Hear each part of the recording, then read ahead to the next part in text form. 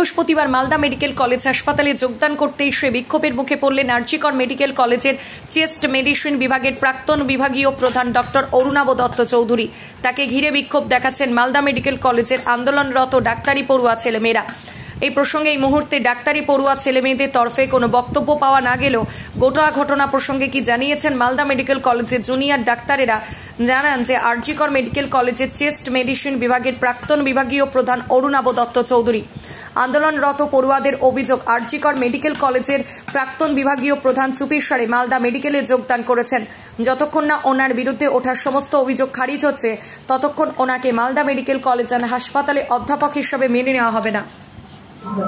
আমার কাছেও নিয়ে এসেছেন, এসে নিয়ে জয়েনিং এর আবেদন করেছেন এবং জয়েনিং রিলিজ অর্ডার নিয়ে এসেছেন। এই বিষয়টা এবার আমরা দেখছি। এখন আমরা একটা অন্য মিটিংয়ে ছিলাম, একটা ভিডিও কনফিডেন্সিয়াল ইনফ্রাস্ট্রাকচার সিকিউরিটির ব্যাপারে, সেটা এইমাত্র শেষ হলো। এরপরে ব্যাপারটা আমরা দেখছি, ঊর্ধ্বতন কর্তৃপক্ষের সঙ্গে যোগাযোগ করছি। আমি চিঠি পেয়েছি, জয়েনিং উনি আবেদন করেছেন এটার, এবং ছাত্ররা যারা বলছেন সেটা কথা বলছি। এখন জাস্ট এইমাত্র শেষ হলো। আমি এবং এমএসভিবি দুজনে আমরা এখানে ছিলাম। এরপরে আমরা ব্যাপারটা দেখছি। না, উনি আবেদন করে জয়েন করে গেছে, মানে উনি এক্সট্রা রিপোর্ট করেছে, রিপোর্টেড না। জয়েন করা বলতে যা বোঝায় সেটা কি অফিসিয়ালি উনি করে গেছেন এখানে? না, উনি রিপোর্ট করেছেন, উনি রিপোর্ট করেছেন।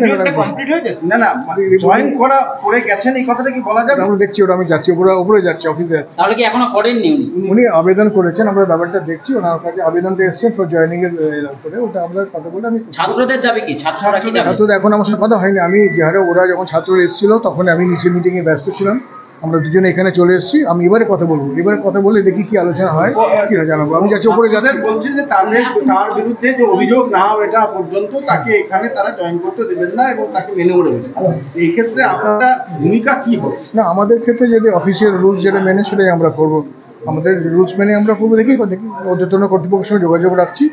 আমাদের যে অফিসিয়াল রুলস মেনেই আমরা সব কিছু করবো। তারপর কথা বলবো, সেটা কথা বলে দেখি। কথা হচ্ছে ছাত্রদের স্বার্থের কথা বা তাদের কথা বলবো এবং যদি ভাববেন বা সেটা অবশ্যই কথা বলবো, ওদের সাথে কথা বলবো। এবং আমরা এখনই এরপরে আমার 3টের সময় আমাদের কলেজ কাউন্সিল মিটিংও ডাকা আছে আজ আমাদের, সেটাও আলোচনা করবো। আমাদের কলেজ কাউন্সিল মেম্বার মিটিং থাকবেন, সেখানে কথা হবে। ছাত্রদের বক্তব্য কি আলাদা করে গুরুত্ব দেবেন আপনারা? অবশ্যই শুনবো, অবশ্যই কথা বলবো, শুনবো, দেখছি।